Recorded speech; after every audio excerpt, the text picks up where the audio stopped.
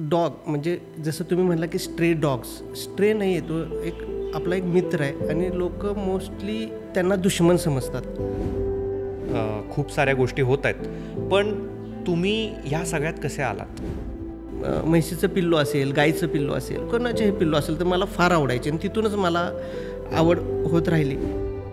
कारण जशी आपल्याला पण हॉस्पिटलायझेशनची वेळ येते तसंच जनावरांना पण येते, तसंच सेम आहे, आपल्यासारखंच आहे, वेगळं काय नाही आहे. वेळ येते तसंच जनावरांना पण येते, तसंच सेम आहे, आपल्यासारखंच आहे, वेगळं काय नाही आहे. तुम्हाला माहीतच असेल, रिसेंटली सुप्रीम कोर्टने एक डिसिजन दिला ज्याच्यामध्ये दिल्लीमध्ये जे स्ट्रे डॉग्स आहेत त्यांना शेल्टर होम्समध्ये मूव्ह करण्याचा जो डिसिजन आहे की ज्याच्यामध्ये या डॉग्सला परत रिपीट वॅक्सिन द्यायची गरज आहे.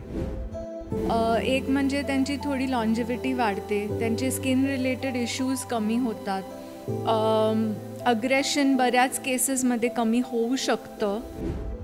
सर, याच्यामध्ये गव्हर्नमेंट पण वॅक्सिनेशन ड्राईव्स करते किंवा स्ट्रे डॉगसाठी, तर ह्या केसेसमध्ये गव्हर्नमेंट पूर्णपणे काम करत नाही आहे का? पेट्स हा आपल्या जिव्हाळ्याचा विषय. डॉग्स आणि कॅट्स हे आपल्या घरातलं एक फॅमिली मेंबरसारखे झाले आहेत आणि या व्यतिरिक्त स्ट्रीट डॉग्स म्हणजे कम्युनिटी ॲनिमल्स ज्यांना आपण म्हणतो, यांचीही देखभाल करणं गरजेचं आहे. जसं सुप्रीम कोर्टाने आत्ता एक निर्णय दिला ज्याच्यामध्ये स्ट्रीट डॉग्सला आयसोलेट करणं, त्यांना शेल्टर्समध्ये टाकणं, या डिसिजनचा खूप विरोध होत आहे. स्ट्रीट डॉग्सविषयी कुठलीही घटना घडली, जसं की त्यांचा ॲक्सिडेंट झाला, त्यांना कुठली इंजरी झाली किंवा त्यांना बर्थ कंट्रोल करण्याची गरज असेल किंवा वॅक्सिनेशन करण्याची गरज असेल, तर या सगळ्या प्रश्नांसाठी आपल्याकडे फक्त आणि फक्त एक प्रश्नचिन्ह आहे, ज्याचं बरोबर उत्तर आपल्याला माहीत नाही की कुठे शोधावं. हे उत्तर मिळवण्याचा प्रयत्न करण्यासाठी पेट्स अँड मी आज घेऊन आले आहे MH14 ॲनिमल हॉस्पिटलचे फाउंडर्स सचिन सर आणि अपर्णा मॅम यांना. सचिन सर आणि अपर्णा मॅम, तुमचं खूप खूप स्वागत. पेट्स अँड मी हा पॉडकास्टमध्ये आपण आपल्या ऑडियन्सचे अगदी बेसिकमधले बेसिक पेट पॅरेंटिंग रिलेटेड जे प्रश्न असतात ते सॉल्व्ह करायचा प्रयत्न करतो आणि त्यासाठी आम्ही तुमच्यासारखे एक्सपर्ट्स पॉडकास्टवरती इन्व्हाइट करतो की जे आमच्या ऑडियन्सला काहीतरी व्हॅल्यू देऊ शकतील. तर सगळ्यात प्रथम तुम्ही या पॉडकास्टसाठी याची तयारी दाखवलीत, त्यासाठी खूप खूप थँक्यू. आणि सुरुवात करू इच्छितो सचिन सर तुमच्यापासून की ॲनिमल वेलफेअर हा तसा खूप मोठा विषय आहे. आपण ॲनिमल्सविषयी बोलतो, आपण ॲनिमल्सविषयी आता खूप साऱ्या गोष्टी होत आहेत, पण तुम्ही ह्या सगळ्यात कसे आलात? तर ॲनिमल वेलफेअर हा तुम्ही जसं म्हटला की स्ट्रे, तर ते ॲक्च्युली स्ट्रे नाही आहे, हे आपल्याच एक मेंबर आहे. आणि ॲनिमलमध्ये एक डॉग म्हणजे जसं तुम्ही म्हटला की स्ट्रे डॉग्स, स्ट्रे नाही आहे तो आपला एक मित्र आहे आणि लोक मोस्टली त्यांना दुश्मन समजतात आणि कारण ते चावतात वगैरे, पण चावण्यामागे भरपूर काही रिझन्स आहेत आणि ते लोकांना फाइंड आउट करायचे नाही आहेत.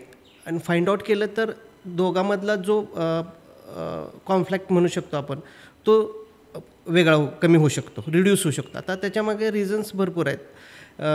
त्यांना जेवण वेळेवर देणे किंवा त्यांना समजून घेणे, मिसअंडरस्टँडिंग असते की तू माझ्याकडे बघतो किंवा माझ्या मागं पळतो आहे किंवा पळाला तर चावू शकतो, त्याच्यामध्ये फेअर आला, भीती आली, भीतीनं ह्या घटना घडू शकतात. आता मी ह्याच्यामध्ये येण्यामागं रिझन, मी माझ्या मम्मीला आणि आजीला पण हाच क्वेश्चन केला होता की मला कशी आवड झाली, तर त्यांनी काही किस्से सांगितले जे की मला लहानपणाचे होते आणि ते काय मला आठवत नाही, ते सांगतात. ते खेडेगावामध्ये ज्यावेळी काय म्हैसीला पिल्लू होतं किंवा कोंबडी पिल्लू काढते सगळं काय अंड्यातून, त्यावेळी मला ते दाखवायला घेऊन जायचे आणि मला ते मी फार खुश व्हायचं आणि तिथंच मी दिवसभर राहणार, थांबणार, फार आवडायचं. हे म्हैसीचं पिल्लू असेल, गाईचं पिल्लू असेल, कोणाचेही पिल्लू असेल तर मला फार आवडायचे आणि तिथूनच मला आवड होत राहिली. त्याच्यानंतर जसं मी एज्युकेशनमध्ये गेलो, परत मी एक मेडिकल फील्डमध्ये आहे. मी त्या मेडिकल फील्डमध्ये मी एक 8 ते 10 वर्ष मी मेडिकल रिटेलरमध्ये होतो. त्याच्यानंतर त्याच्याबरोबर मी एक वेगळं असं की मी एक डॉगला म्हणून असं कधी मी बघितलं नाही. जसं मी म्हैसीचं पिल्लू या गाईचं असेल, कोंबडीचं असेल. त्याच्यानंतर मी कॅटमध्ये मला फार आवडायचं कॅट. आणि कॅटला मी त्याला खाऊ घालायचं काय, खाऊ घालणं हे एवढंच मला माहीत होतं. मी इवन मेडिकल फील्डमध्ये होतो तरीही मला एवढं नॉलेज नव्हतं की ह्यांना आजारी होतात. फक्त खाऊ घालायचं आणि त्यांना खुश ठेवायचं. खाऊ घालत ज्या मी कॅटना खाऊ घालत त्यातून आजारी पडायचे. मग आजारी पडले तर कसं हॉस्पिटलायझेशन करायचं, काय करायचं त्यांना. कारण जशी आपल्याला पण हॉस्पिटलायझेशनची वेळ येते तसंच जनावरांना पण येते. तसंच सेम आहे, आपल्यासारखंच आहे, वेगळं काय नाही आहे. आणि त्यांनाही हॉस्पिटलायझेशन करण्यामध्ये मला एवढं प्लॅटफॉर्म मिळायचं नाही. काय संस्थाच आहेत ते फुल असायच्या. तर ते करत मग त्याच्यानंतर मी जसं मी कॅटना जेवण द्यायचं किंवा काय द्यायचं तसंच डॉगही यायचे. डॉगही खायचे. पण जास्त मला प्रॉब्लेम हा समस्या डॉगमध्ये फार आढळल्या की डॉग प्रॉब्लेममध्ये आला तर तो कुठं जाऊ शकत नाही. कॅट ॲटलिस्ट पळून जाऊ शकतो, कॅटला जेवण कुठंही मिळू शकतं, पण डॉगला मिळत नाही. कारण डॉग हा माणसाचा मित्र आहे. पण ते माणसं त्याला मित्र समजत नाहीत मोस्ट ऑफ ऑल. पण तो माणसांच्या शिवाय राहू शकत नाही, त्यामुळे माणसांच्या सोबत असतो. आता ज्यावेळी डॉग लोकांना भुंकतो किंवा गाडीच्या मागं पळतो तर त्याची एक टेरिटरी आहे की तो त्याचा जागा प्रोटेक्ट करतो. जसं आपण आपलं घर प्रोटेक्ट करतो तसं त्याचा तो जागा प्रोटेक्ट करतो. त्याचा अर्थ असा नाही की तो चावायला आला आहे किंवा भुंकतो. त्याच्या मागे रिझन्स भरपूर आहेत. तर हे सगळे रिझन्स आहेत. हॉस्पिटल एक प्लॅटफॉर्म ट्रीटमेंट सेंटर बनवण्यासाठी भरपूर रिझन्स आहेत. त्याच्यातला एक रिझन असा आहे की ज्या डॉगना मी जेवण देत होतो त्याच्यामध्येच एका डॉगला काय छोटे पपीज झाले आणि खाऊ वगैरे खायचे. थोडेसे 1.5-2 महिन्याचे झाल्यानंतर त्यांना एक बिमारी झाली, एक लूज मोशन टाईप. आणि फर्स्ट लूज मोशन टाईप हे जे नॉर्मल कॉमन लोकांना असतं तसंच मला वाटलं. पण मी ज्यावेळी क्लिनिकमध्ये घेऊन गेलो, NGOमध्ये घेऊन गेलो तर ते गॅस्ट्रो ते बिमारी आहे. त्याला पार्वो एक व्हायरस म्हणू शकतो तो, की रॅपिडली पपीमध्ये पसरतो. म्हणजे त्याला झाली तर त्याच्या भावाला पण होणार. आणि लहानमध्ये जास्त 6 मंथच्या आसपासच जास्त होण्याची शक्यता असते.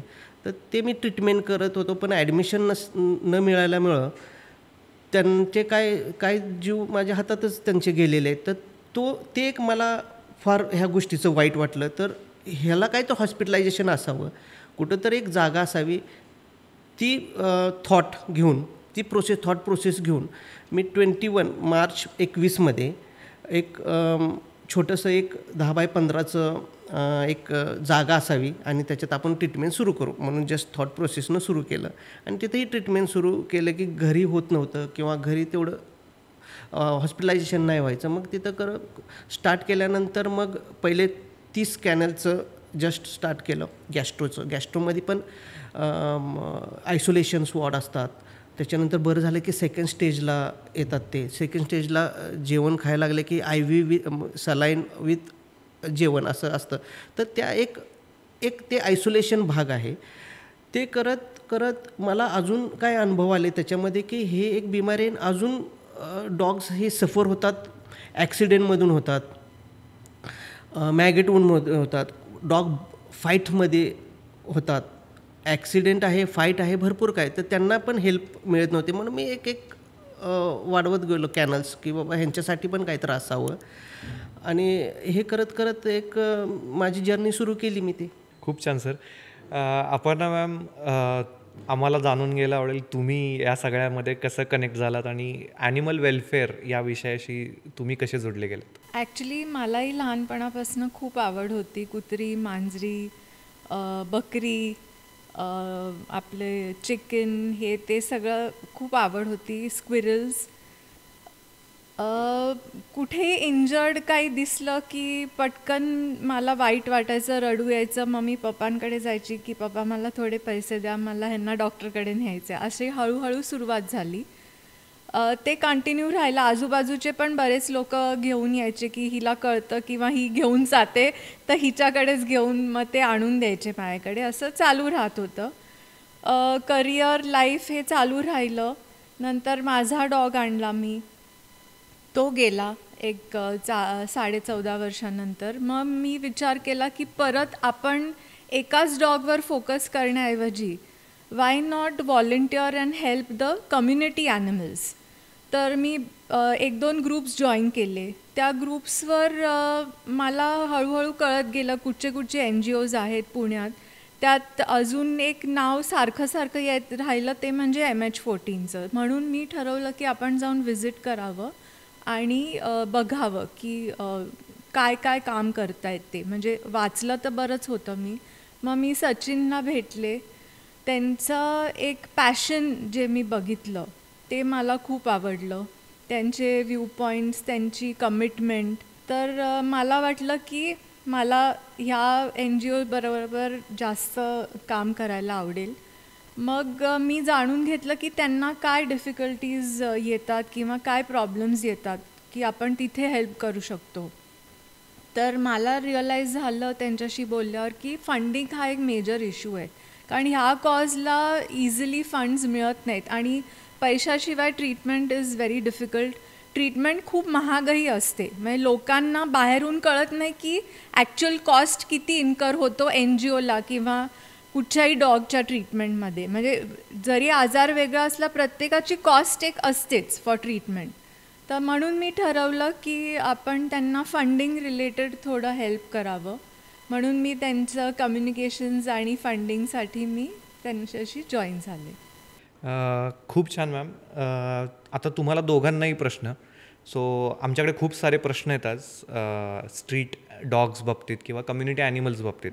आता तुम्ही रेस्क्यूचं काम करत आता. तुम्हाला माहीतच असेल रिसेंटली सुप्रीम कोर्टने एक डिसिजन दिला ज्याच्यामध्ये दिल्लीमध्ये जे स्ट्रे डॉग्स आहेत त्यांना शेल्टर होम्समध्ये मूव्ह करण्याचा जो डिसिजन आहे की ज्याच्यावरती आता खूप साऱ्या प्रतिक्रिया येत आहेत.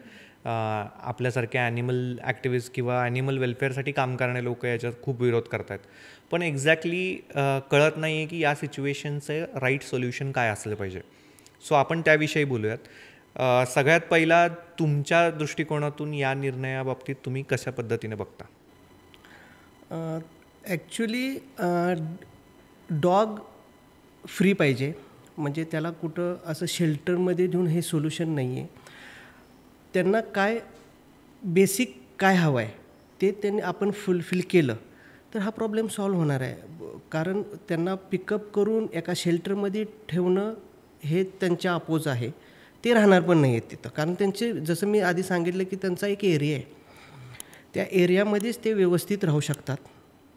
एक टाईमचं जेवले तरी खुश राहतील त्यांच्या एरियात. पण तुम्ही एका शेल्टर होममध्ये 2-3 टाईम जेवण द्या जेवू शकणार नाहीत ते राहणार पण नाही आहेत. राहिला जो की लोकांना जो त्रास होतो जसं की बाईट आहेत, चावणे किंवा मागं लागणे हे का लागतात ह्याच्या मागं रिझन शोधून ते आपण सॉल्व केले तर शेल्टरची मला नाही वाटत काय गरज राहणार आहे. आणि त्याच्याबरोबर सायमल्टेनियसली वॅक्सिनेशन्स वगैरे काय केले तर जे काय भीती लोकांना वाटते रॅबिजची तीही नाही राहणार आहे.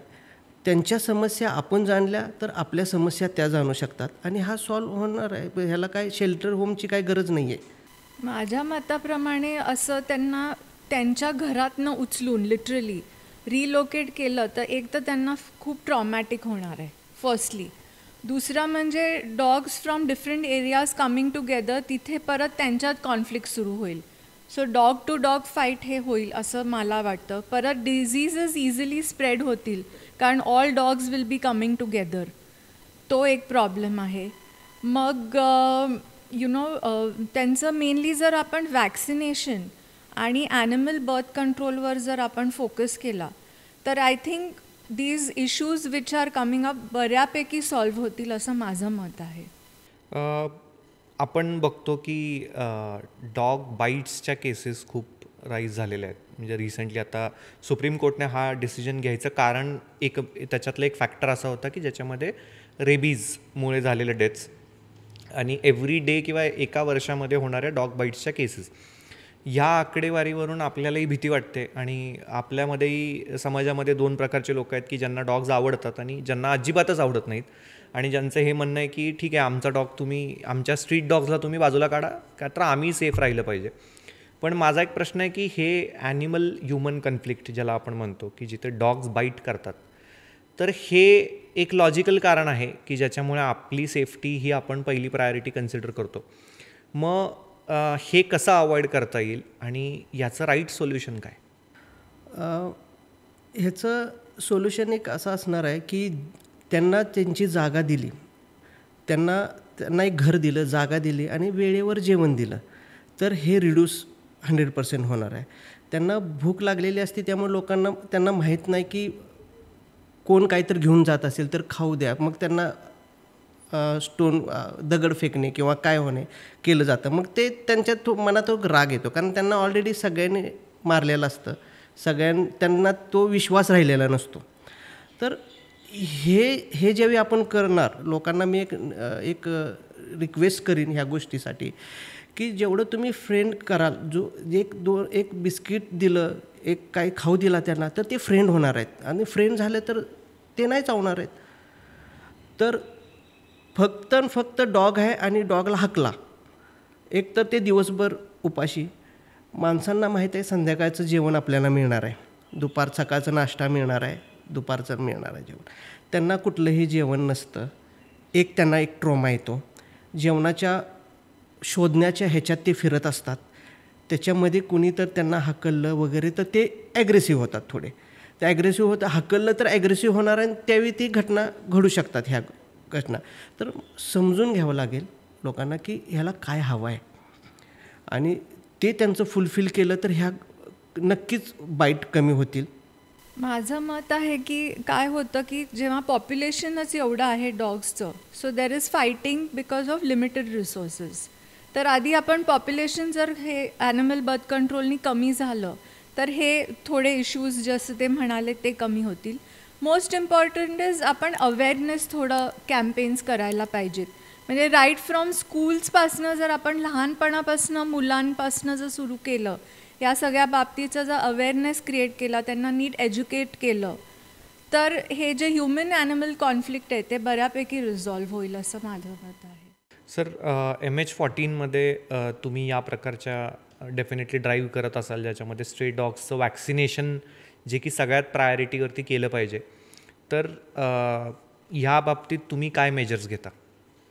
मोस्टली आम्ही ज्यावेळी सर्जरीज असतात, जसं ॲनिमल बर्थ कंट्रोलच्या काही सर्जरी आम्ही फोकसफुली त्याच्यावर काम करतो, आणि त्याच्यानंतर ज्यावेळी रिलीज करतो आम्ही त्याच्या आधी वॅक्सिनेशन करतो. ते आमच्याकडनं ॲज अ प्रोटोकॉल होतच राहतो.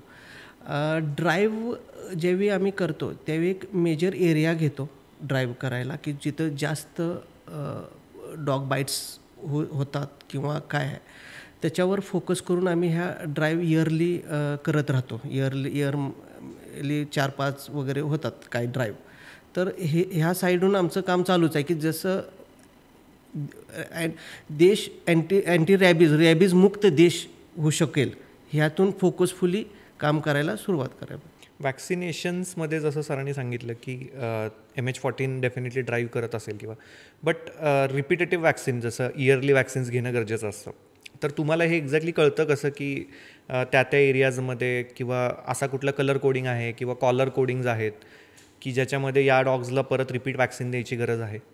जनरली आम्ही डेटा स्टोअर करतो की आपण ह्या एरियात ह्या वर्षी ह्या तारखेला वॅक्सिनेशन केलेलं आहे. सो वी नो की next year around this time we have to repeat the vaccine. लोकांना हेही माहीत नसतं की हे वॅक्सिन्स दरवर्षी द्यायला पाहिजेत. ॲक्च्युली त्यांना असं वाटतं की एकदाच दिलं की झालं, तसं नसतं. एव्हरी इयर जसं आपण ह्युमन्सचे पण काही वॅक्सिन्स आपल्याला घ्यायला लागतात, डॉग्समध्ये हे इयरली वॅक्सिनेशन हे द्यायलाच पाहिजे. आणि ह्याला रिलेटेड मी एक सांगू शकतो की हा जो वॅक्सिनेशनचा इयरली असतो, आम्ही व्हॉलेंटियर्सशी कॉन्टॅक्टमध्ये राहतो, कारण त्यांच्या एरियामध्ये ते डॉग त्यांना माहीत असतात की ह्याला कधी वॅक्सिन दिलं असेल काय आहे. तर त्यांच्याकडनं तो डेटा घेऊन ते कॉन्टॅक्ट पण करतात की ह्या इयरला तसं त्याचं ड्यू डेट होते वगैरे, तर ह्यावेळी करायचं. तर ह्याच्यात पण व्हॉलेंटियरची फार हेल्प होते ह्याच्यामध्ये, की वॅक्सिनेशन रिपीटेड होऊ शकतं. सर, याच्यामध्ये गव्हर्नमेंट पण वॅक्सिनेशन ड्राईव्स करते किंवा स्ट्रे डॉगसाठी, तर ह्या केसेसमध्ये गव्हर्नमेंट पूर्णपणे काम करत नाही आहे का, की ज्यामुळे तुम्हाला ॲज अ संस्था वॅक्सिनेशन्स ड्राईव्ह करण्याची गरज पडते? असं नाही आहे, गव्हर्मेंटचा सपोर्ट तर पाहिजेच आहे. गव्हर्मेंट हायर करू शकतं एका NGOला, कारण मॅनपॉवर कमी, एम्प्लॉयमेंट कमी असल्यामुळे गव्हर्मेंट एक NGOला हायर करू शकतं, त्याच्यातून त्यांची हेल्प घेऊन एक ड्राईव्ह करू शकतं. आता हे ड्राईव्ह कंटिन्यू होणं गरजेचं आहे. कंटिन्यू होत असेल व्यवस्थित, त्याला ABC स्टरलायझेशन, बर्थ कंट्रोल एक फार मोठा क्वेश्चन आहे आणि तो ॲक्च्युली झाला पाहिजे. तो एक होत असेल तर ॲटोमॅटिक हे नक्कीच रिड्यूस होणार. जे बाईट्स आहेत, लोकांना जो त्रास होतो आहे, कसं होतं, एका सोसायटीच्या इथं 4-5 डॉग राहू शकतात व्यवस्थित, पण 50 डॉग म्हटलं तर त्यांना खायला मिळत नाही. जसं आपण म्हणाला की जेवण मिळत नाही, त्याच्यामध्ये फाईट्स होतात. मग एखादा आता चिडलेला असेल तर तो डॉग दुसऱ्या डॉगमुळे चिडला असेल तर माणसावर पण अटॅक करू शकतो. या एक फिमेल आहे, तिला छोटे पिल्लू झाले तर ती त्या बच्चांना, ज्या पिल्ल्यांना प्रोटेक्ट करायला ते अंगावर जाऊ शकते विदाऊट एनी रिझन. त्यांना वाटेल की ह्याला कोणतर मारायला आहे. तर हे काय सगळं आहे ना, हे फक्त एकच कंट्रोल करू शकतो की ॲनिमल बर्थवर आपण फोकस केला सगळ्यांनी, तर ह्याच्यावर नक्कीच उपाय होऊ शकतो. सर, थोडं विस्तारित करून सांगा, ॲनिमल बर्थ कंट्रोल म्हणजे याच्यात नक्की काय केलं जातं, आणि आपण ज्याला ABC जे तुम्ही म्हणतात त्याची एक्झॅक्ट प्रोसिजर काय आहे, किंवा स्ट्रे डॉग्समध्ये हे ABC कशा पद्धतीनं तुम्ही राबवता? ॲनिमल बर्थ कंट्रोल हे जसं राबवतो तसं की ॲज अ स्ट्रे, आत्ता सध्या आमचे जे MH14चे जे प्रोटोकॉल आहेत त्या पद्धतीनं आम्ही, आमच्याकडे जे पण ॲडमिट होतात आता मोस्टली ट्रोमासाठी, ॲक्सिडेंट असो, व्हायरल असो, ते त्या एजमध्ये स्टरलायझेशनसाठी ABC आहेत का ते आमचे वेट्स बघतात आणि स्टरलाइज करूनच आम्ही त्यांना रिलीज करतो. म्हणजे फायनल करतो की असं नाही की बरा झाला आहे रिलीज केलं त्याच्यानंतर मग त्याचे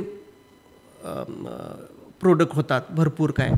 मग आपण एक बर्थ कंट्रोल केलं आणि त्याला जे आयडियली एक समजा की 5 पपीज होऊ शकतात एका डॉगला, 5 ते 10 असतात, कधी कधी 5 होऊ शकतात. तर एकाचं आपण स्टरलायझेशन केलं, 5ला आपण रेस्क्यू केल्यासारखं आहे. म्हणजे 5ला आपण ट्रीटमेंट दिली, म्हणजे ती फ्री झाली फिमेल, विथ तिला काय पपीज होणार नाहीत आणि तिला ज्या बर्थ होणार आहे तोही आपण रेस्क्यू केल्यासारखं आहे. तर हे एक प्रोसिजर आहे, त्यामुळं आम्ही एक स्ट्रिक्टली ह्या फॉलो करतो आम्ही ABCला. मॅम, ABC बाबतीत जर बोलायचं झालं तर गव्हर्मेंटचा निर्णय आत्ताचा जे आहे की न्यूट्रलाइज करा आणि त्यांना स्ट्रे डॉग्सला तुम्ही शेल्टरमध्ये मूव्ह करा. जसे ABC ड्राईव्ह आपण ऐकलं आहे की बऱ्याच NGOज करतात, किंवा रादर गव्हर्मेंट इनिशिएटिव्समध्ये पण खूप इम्पॉर्टन्स दिलेला आहे, किंवा आउट ऑफ इंडिया आपण काही केसेस बघितल्या तर पॉप्युलेशन कंट्रोल करण्याकरता ABC ड्राईव्हचं खूप महत्त्व आहे. तर ABC ड्राईव्हच्या विषयी लोकांना खूप सारे प्रश्न आहेत. तर मला असं समजलं की ABC करणं हे डॉगसाठी फायद्याचं आहे आणि ॲज अ ह्युमन सोसायटी आपल्यासाठीही फायद्याचं आहे. तर याचा दोघांचे फायदे काय आहेत? सो ABC म्हणजे ॲनिमल बर्थ कंट्रोल जे आहे, when you neuter a male or spay a female, although I am not a vet, मी जे काय ऐकलं आहे, वाचलं आहे, त्याचे हेल्थ बेनिफिट्स पण बऱ्यापैकी असतात असं मी समजलं आहे. एक म्हणजे त्यांची थोडी लॉन्जिव्हिटी वाढते, त्यांचे स्किन रिलेटेड इश्यूज कमी होतात, अग्रेशन बऱ्याच केसेसमध्ये कमी होऊ शकतं, हॉर्मोनचे जे इश्यूज असतात ते पण बऱ्यापैकी सॉल्व होतात. त्यामुळे it is beneficial for the dog also. सोसायटीला तर आहेच, कारण आपण पॉप्युलेशन कंट्रोल करतो आहे, पण त्याचे पण हेल्थ बेनिफिट्स आहेत बऱ्यापैकी, असं माझा समज आहे. मला अजून एक खूप इंटरेस्टिंग प्रश्न आहे की तुम्ही जे हे काम करत असता त्यामध्ये बऱ्याचदा असं होत असेल की एकतर ॲनिमल ह्युमन कन्फ्लिक्ट आपण म्हणालो, किंवा आपण असं म्हणू की 2 वेगवेगळ्या ओपिनियनच्या असणाऱ्या ह्युमन्समध्ये कन्फ्लिक्ट होतो. जसं तुम्ही डॉगची मदत करायला चाललात आणि काही लोक असे आहेत की ज्यांना अजिबातच हे तुमच्या विरोधात एक्झॅक्टली काहीतरी करत असतील. असं तुम्हाला कधी अनुभव आला का? हा अनुभव तर रोजच येतो. जसं की फीडिंगला गेलं तर कोण शाबासकी करतं किंवा चांगली गोष्ट आहे. मोस्ट ऑफ ऑल तर लोक विरोध करतात की इथं नको टाकू कारण लहान मुलं जाणारे आहेत, हा डॉग रात्रीच एकाच्या मागं लागला आणि हे काय काय रिझन्स असतात. तर त्यावेळी मी त्यांना अपोज नाही करत किंवा काय, त्यांना मी समजून सांगायचा प्रयत्न करतो की ह्यांनाही, जसं मी सांगितल्याप्रमाणे ह्यांनाही भूक आहे, ह्यांना जेवण दिलं तर हे शांत बसणार, जेवण नाही दिलं तर हे नक्कीच इकडे तिकडे जाऊन अजून ह्याच्यात संख्या वाढू शकते. तर जेवढेही ॲनिमल फीडर्स आहेत ते फार चांगले काम करतात आणि त्याच्यामागं एक सोसायटीला वाचवण्याचा प्रयत्न होतो ॲटोमॅटिक. इवन इमोशनली तरी ते जेवण देत असतील तर ॲटोमॅटिक नेचर वाचवायचा प्रयत्न होतो त्याच्यामध्ये. ती सगळ्यात मोठी गोष्ट आहे. आणि जे डॉग काम करतात ना, ॲक्च्युली हे दिसत नाही. डॉग हा गार्ड आहे. ज्यावेळी आपण झोपतो त्यावेळी तो राखण करत असतो आणि तो सांगू शकत नाही की मी काय केलं, त्यामुळे त्याच्यावर अन्याय होतो. ज्यावेळी तुम्ही एखाद्या ज्याला ॲनिमल आवडत नाही, डॉग नाही आवडत फॉर एक्झाम्पल, किंवा त्यांच्या घरात कुणाला तर चावला असेल किंवा काय, त्यामुळं काही रिझन भरपूर असू शकते, पण तुम्ही त्यांनाही विचारलं ना, मी मध्ये एक असंच विचारत होतो की प्रामाणिक कोण आहे प्राणी, तर जे ॲनिमल ज्यांना आवडत नाही तेही म्हणतात डॉग प्रामाणिक आहे. मग तुम्ही ज्यावेळी डॉग प्रामाणिक म्हणता हे तुम्ही मान्य करता आणि मग त्याला तुम्ही हाकलून का देताना मारता का, तर हे क्वेश्चन केलं की ते त्यांनाही ॲग्री होतं ते की ॲक्च्युली अवेअरनेस करणं फार महत्त्वाचं आहे. आज मला काय आयडियाज आहेत, मला काय नॉलेज आहे हे मी सांगतच राहतो, पण सगळ्या सोसायटीमध्ये अवेअरनेस करणं फार गरजेचं आहे.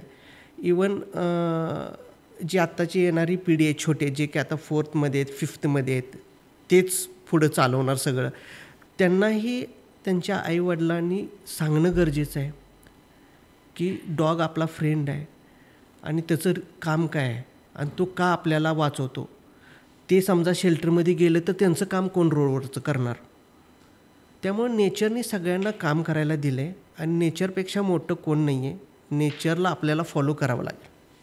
मॅम, ॲनिमल ह्युमन कन्फ्लिक्टमध्ये सगळ्यात जास्त ज्यांना कोणाला सामोरे जावं लागतं ते म्हणजे स्ट्रीट डॉग्सला फीड करणारे लोक, ज्यांना आपण फीडर्स म्हणून ओळखतो. आणि यांच्यामध्ये आणि सोसायटीच्या इतर लोकांमध्ये खूप कन्फ्लिक्ट होत आहेत आणि कदाचित या कन्फ्लिक्ट एका लेवलला पोचल्यानंतर आत्ता कुठेतरी गव्हर्मेंट याच्यात इन्व्हॉल्व व्हायला लागलं आहे किंवा आता पोलीस कंप्लेंट्स होत आहेत. तर ह्या दृष्टिकोनातून प्लीज आपल्या ऑडियन्समध्ये फॉर आणि अगेन्स्ट असणारे दोन्ही लोक आहेत, त्यामुळे मतं भिन्न आहेत, पण मला तुमच्याकडून हे जाणून घ्यायचं आहे की फीडर्सने काय काळजी घेतली पाहिजे आणि एक्झॅक्टली काय केलं पाहिजे. माझ्या मते फीडर्सचा रोल इन सोसायटी खूप महत्त्वाचा आहे. They are actually the bridge between the dog and you can say the government for ABC etcetera. कारण फीडर जेव्हा फीड करतो त्याचे बेनिफिट्स माझ्या मते जास्त आहेत. एक म्हणजे तो डॉगला ओळखतो, तो डॉग फीडरला ओळखतो. फीडरला त्याची टेम्परमेंट माहीत असते. काही त्याच्यात जर फीडिंगमध्ये चेंजेस झाले ते इमिजिएटली ओळखू शकतात की अच्छा इथे काहीतरी हेल्थ इश्यू दिसतो आहे मला, मग ते इंटरव्हीन करून त्याची ट्रीटमेंट करू शकतात. मोस्ट इम्पॉर्टंटली त्यांचा फीडरमध्ये त्यांचा कॉन्फिडन्स असतो डॉगचा. So they trust the feeder, so it becomes easier की मग त्या डॉगला उचलून आपण ABCसाठी नेऊ शकतो. सो फीडर हा फार महत्त्वाचा आहे अकॉर्डिंग टू मी, कारण मग ते सगळ्याच दृष्टीने हेल्प करू शकतात की to arrange for their treatment म्हणा किंवा ABC म्हणा, त्यांचे हेल्थ रिलेटेड इश्यूज सॉल्व्ह करणं, वॅक्सिनेशन्स, कारण फीडर्स हे सगळंच बघतात मग. आणि प्रत्येक एरियात बरेचसे फीडर्स असतात जे खूप इन्वॉल्ड असतात, स्वतःच्या खिशातनं पैसे घालून या सगळ्या गोष्टी करतात. तर फीडरचा रोल फार महत्त्वाचा आहे माझ्या मताप्रमाणे. सचिन सर, आत्ता रिसंटली आमच्या निदर्शनात एक केस आली की ज्याच्यामध्ये एका सोसायटीच्या बाहेर काही स्ट्रे डॉग्स होते, ज्याला काही सोसायटीजमधले 1-2 जणं फीड करत होते आणि रेग्युलर बेसिसवरती फीड करत होते.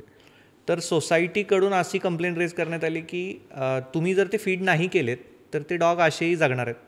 आणि त्यांचा अप्रोच असा होता की कदाचित तुम्ही त्यांना फीड करून त्यांना रिबर्थ करण्यासाठी जास्त मदत करताय.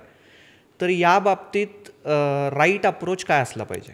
ॲक्च्युली फीडर्स जे आहेत, जे की त्यांना फीड करतात, तर त्यांचा मेन उद्देश असतो की त्यांना फ्रेंडली करणे. मोस्टली ऑफ मी त्यांना त्यांचे मला फोन येतात ना, तर त्यांना ते सांगतात की आम्ही रोजचं फीडिंग करतो आणि फ्रेंडली आहेत आणि आम्ही उचलून ठेवू शकतो. तर मोस्ट ऑफ ऑल त्यांना फ्रेंडली करण्यामध्ये ते फीडिंग करत असतात त्याच्यामध्ये. आणि त्याच्याबरोबर बर्थ कंट्रोलही त्यांच्याकडनं होते फीडरची. कारण ऑलमोस्ट त्यांचे फोन्स येतात मला की एक असे डॉग्स आहेत आणि आम्हाला स्टरलायझेशन करायचं आहे, बर्थ कंट्रोल करायचं आहे वगैरे. तर त्यांचं ते रुटीन चालूच असतं त्या फीडिंग करण्यामागे. त्यांचा उद्देश एक कंट्रोलेशन पण राहतं फीडिंगचं. सर, तुम्ही स्वतः फीडिंग करतात किंवा आपण मॅम तुम्ही करता, तर ओव्हरऑल फीडिंग करताना तुमचा अप्रोच काय असतो? अप्रोच ॲक्च्युली जेव्हापासून मी 5 ते 6 वर्ष झालं मी फीडिंग करतो आहे, त्याच्यामध्ये एकतर त्यांना फ्रेंडली करून स्टरलायझेशन, बर्थ कंट्रोल करण्यामध्ये मला फार मदत मिळाली. ते आणि मी सगळ्यांना सांगत असतो की तुम्ही फीडिंग करा, त्याच्यामध्ये ह्यांनाही हेल्प होते, विथ उपाशी राहत नाहीत. समजा हँगरी असतील तर मग दुसऱ्यांना चावू शकतात, हे अजून एक हेल्प होती. जेवण मिळालं तर एका साईडला शांतपणे बसतात. पण बर्थ कंट्रोल त्याच्याबरोबर सायमल्टेनियसली झालंच पाहिजे, तरच त्याला कुठं तर कंट्रोल होईल आणि कुठं तर एक त्याला रिझल्ट होऊ शकतो. सर, असं तुमच्या एक्सपिरियन्समध्ये झालं आहे की तुम्ही फीडिंग केलं आहे आणि ज्या ठिकाणी पॉप्युलेशन कंट्रोल करायला मदत मिळाली? हो. जो एरियामध्ये मी फीडिंग करतो, लगभग 120च्या आसपास डॉग आहेत आणि तेवढीच संख्या राहिलेली आहे, वाढलेली नाही आहे. त्याच्यामागं रिझन आहे की मी बर्थ कंट्रोलला तिथं जास्त महत्त्व दिलं जिथं मी फीड करतो आहे. आणि असंच सगळ्या व्हॉलेंटिअरनी, फीडरनी आपापल्या ह्याला एक महत्त्व दिलं पाहिजे की जसं तुम्ही जेवण देताय तसं ह्यालाही एक प्राधान्य द्या. त्याला एक गरज आहे आत्ता सध्याची ती. तरच ह्यात कुठंतरी एक रिझल्टेबल येईल आणि लोकांच्यामधला आणि ॲनिमलमधला जो दुरावा आहे, ज्याच्यामध्ये ते दुश्मन समजतात का, ते कमी होऊ शकते, संख्या कमी होऊ शकते त्याच्यात. सर, तुमचं NGO apart from treatment in ABC किंवा आपण जे म्हणतो की डिझिजेस कंट्रोल करणं, यामध्ये तर मदत करतच असतं स्ट्रीट डॉग्सला. पण अशा काही केसेस येतात की जिथे ॲक्सिडेंटल आहे किंवा एखाद्या ह्युमनकडून ॲनिमलला इंजरी होती आहे, अशा कोणत्या केसेस तुमच्याकडे येतात का? मोस्ट ऑफ ऑल तर येतातच. कारण ॲक्सिडेंट होतो तर एक गाडीनंच होतो. त्यामुळं जो गाडीने ॲक्सिडेंट झालेला आहे तिथला जो फीडर आहे ते फोन करतात. किंवा असा एक क्राऊड आहे जो की ॲक्टिवेट आहे व्हॉलेंटिअरमध्ये, पण 80% ॲक्टिवेट कशावरही नाही आहे. तो आपल्या मनाने करत असतो ॲज अ रँडमली.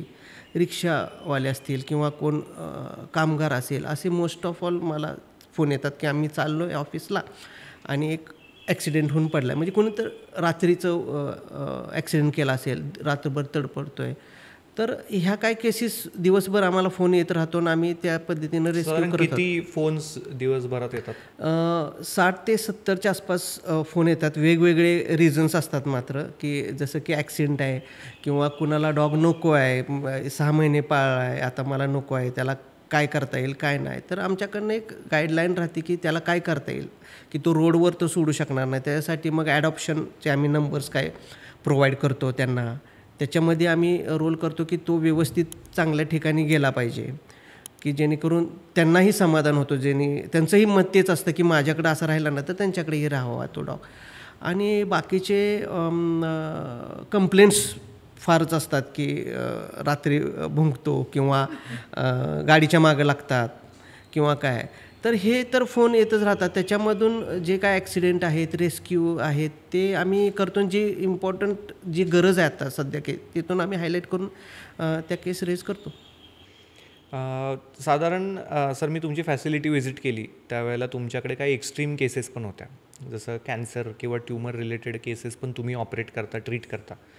तर ह्या केसेसचं प्रमाण किती आहे? आणि कदाचित असंही दिसलं मला की डोमेस्टिक डॉग्स जे घरात पाळले गेलेले होते आणि तेही अबंडन झालेत किंवा हे झालेत आणि त्यांना तुम्ही रेस्क्यू केलं आहे, तर अशा केसेस तुमच्या निदर्शनास किती येतात? एक महिन्यातून साधारण जे अबंडन केसेस आहेत ते लगभग 20 to 25च्या आसपास आम्हाला फोन येतातच की असे आहेत, मला एक दिसलेला डॉग आहे किंवा ॲक्सिडेंट होऊन आलेला असतो, कारण बाकीच्या टेरिटरीमध्ये गेला दुसरा डॉग तर डॉग बाईट होतात वगैरे. तर एक 20 to 25 केसेस ह्या महिन्याला आम्हाला ह्या येतातच. विथ जास्त मेजर तर ॲक्सिडेंट आहे. ॲक्सिडेंटमध्ये जास्त सापडणारे डॉग्स आहेत.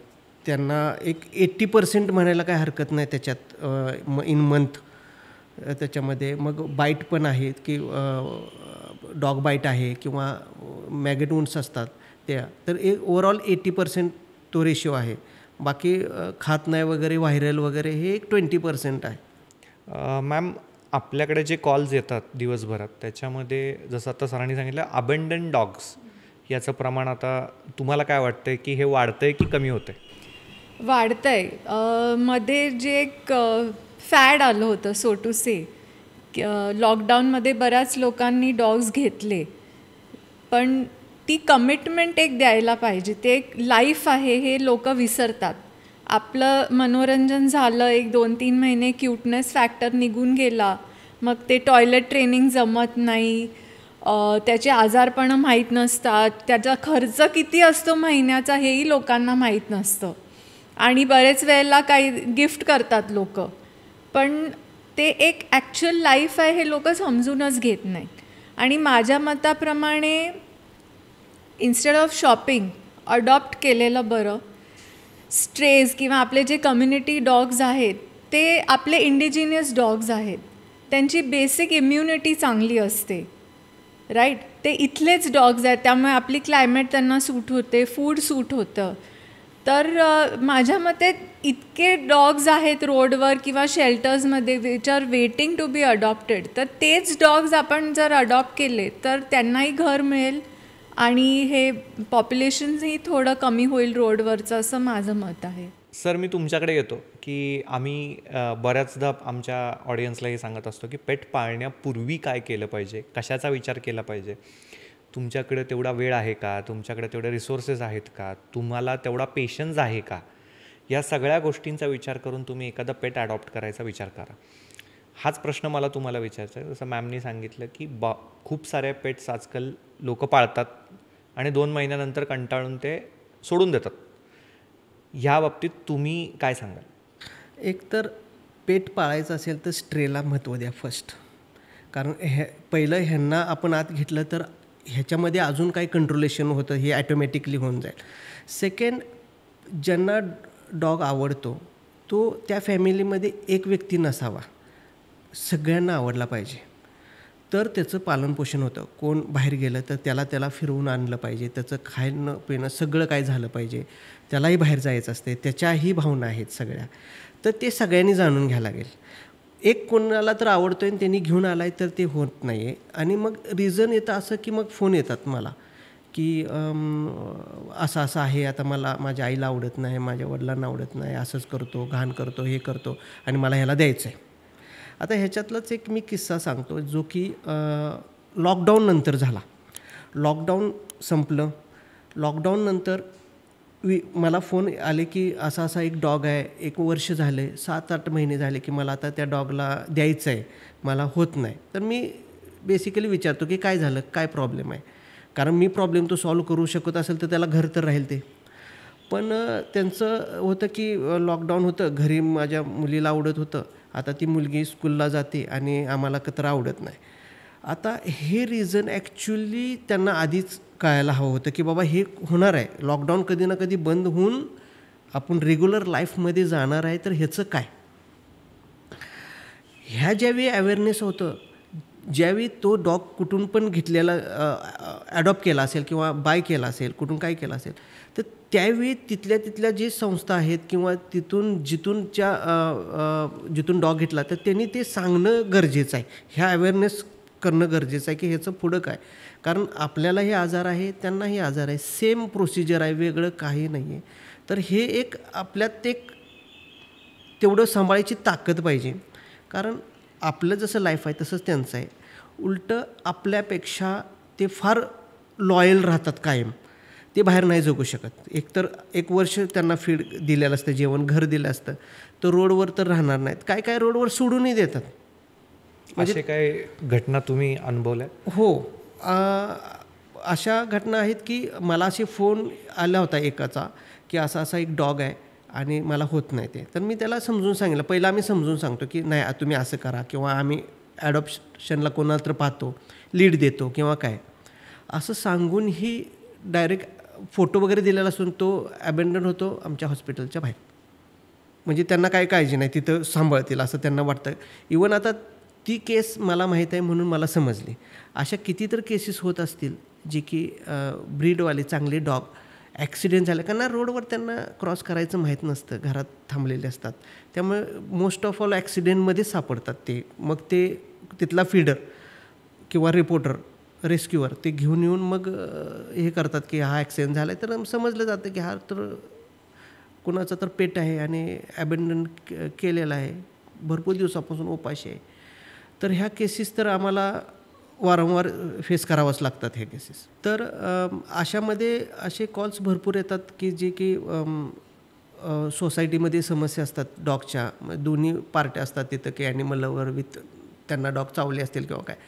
तर त्याच्यामध्ये एक केस अशी होती की एका ठिकाणी मी गेलो, मला बोलवलं की असं सॉल्व कसं करता येईल, काय होईल. आणि दोन्ही साईडची पार्टी व्यवस्थित होती बोलणारी की बाबा असं नाही की ह्याला उचलून न्या आणि हे करा ते नाही, काय करता येईल.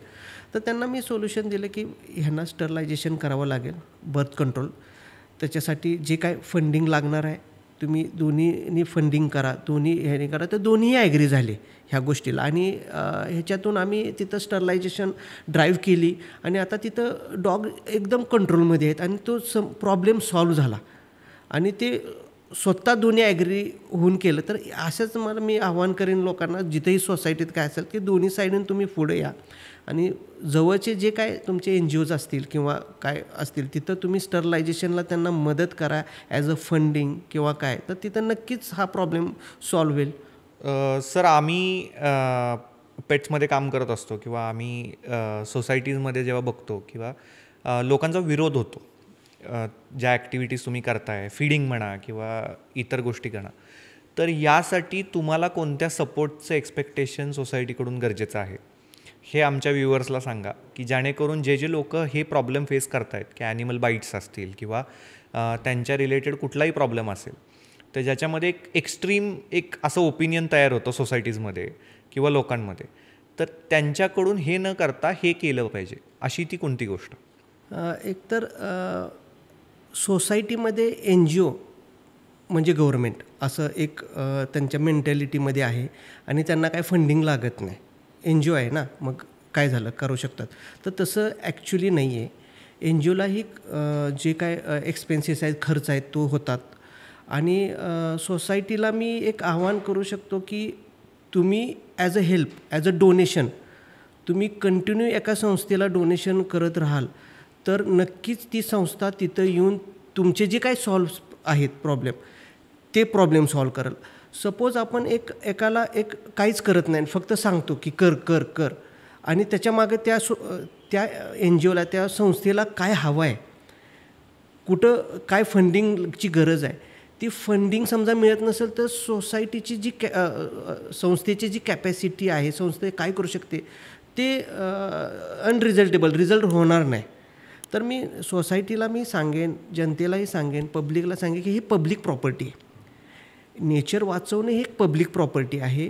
गव्हर्मेंट सपोर्ट घेऊन आपल्याला हे सगळ्यांना काम करायचं आहे. त्याच्यामध्ये लागणारा जे काय मॅनपॉवर असेल, फंडिंग असेल, जे काय तुम्हाला श्रमदान म्हणू शकतो आपण, तिथं जाऊन करू शकतो, ते केलं तरी हे हेल्प होतं. पैसेचं असं एक मेजर हे नाही आहे. तुम्ही येऊन तिथं काय लागणारी गोष्ट आहे ते करून मग हा प्रॉब्लेम नक्कीच सॉल्व्ह होऊ शकतो आपला. सर, या संदर्भात जर काही सोसायटीजमध्ये स्ट्रे डॉग्स रिलेटेड कुठले प्रॉब्लेम्स असतील, इश्यूज असतील, तर त्यांनी तुम्हाला कॉन्टॅक्ट कसा करावा आणि याची स्टेप बाय स्टेप सोल्युशन काय असणार आहे हे प्लीज आपल्या ऑडियन्सला सांगा. तर सपोज काय प्रॉब्लेम असेल तर MH14 हेल्पलाईन गुगलवर आहे, त्याला तुम्ही हेल्प मागू शकता आणि तुमचं काय जे समस्या आहेत सांगू शकता. आता समस्या इमिडिएट सॉल्व्ह करा म्हणतात, काय पटकन यान करा असं नसतं. त्यांना जाणून घ्यावं लागेल काय हिस्ट्री आहे. कुणाला डॉग नको असेल तरी लोक म्हणतात की मला हा चावतोय, नको आहे तर चावतो आहे.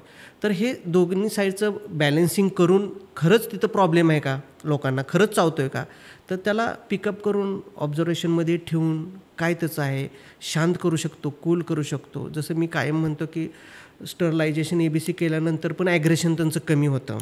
भरपूर काही गोष्टी आहेत त्याच्यामागं रिलेटेड, ते करून पण आपण हे करू शकतो. तर तुम्ही हेल्पलाईनचा त्याच्यावर तुम्ही हेल्प घेऊ शकता.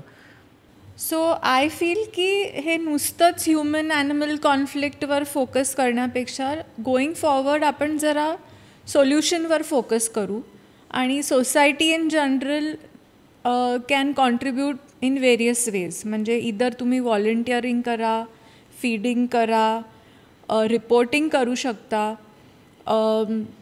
तुम्ही डोनेशन ड्राईव्ज चालू करू शकता. सिम्पल थिंग्स की आम्हाला न्यूजपेपर्स लागतात, बेडशीट्स लागतात, ह्या रीतीने पण लोक आपल्याला कुठच्याही NGOला हेल्प करू शकतात. फंडिंगची तर कंटिन्युअस गरज असते आणि असं एकदाच हेल्प करून पण होत नाही. हा एक कंटिन्युअस प्रोसेस आहे, कारण हे लाईफलाँग चालू राहायला पाहिजे काम. So, continuously दर महिन्याला if, people can do something either in cash, kind, like he said, volunteering, different waysनी पण लोक हेल्प करू शकतात आपल्याला आणि ते कंटिन्युअस राहावं असं माझं मत आहे. एकदाच करून थांबवण्यात पॉईंट नाही आहे, सोल्युशन त्याच्यात नाही आहे. सो आज आपण या सगळ्या बाबतीत बोललो आणि तुम्ही तुमचे इनपुट शेअर केले आणि डेफिनेटली तुमचा हा सगळ्यात मला वाटतं की सगळ्यात छान पॉडकास्ट आहे की ज्याच्यामध्ये खूप सारे नॉन डॉग लवर्स किंवा पेट लवर्सचे प्रश्न याच्यामध्ये सुटतील किंवा रादर फक्त प्रॉब्लेम किंवा फक्त त्या गोष्टीचा इश्यू करण्यापेक्षा आपण एका कन्स्ट्रक्टिव्ह सोल्युशनकडे डेफिनेटली पोचायचा प्रयत्न करू. सचिन सर, अपर्णा मॅम, खूप खूप थँक्यू. तुम्ही आमच्या पॉडकास्टवरती आलात आणि तुमचे व्ह्यूज मांडलेत. थँक्यू.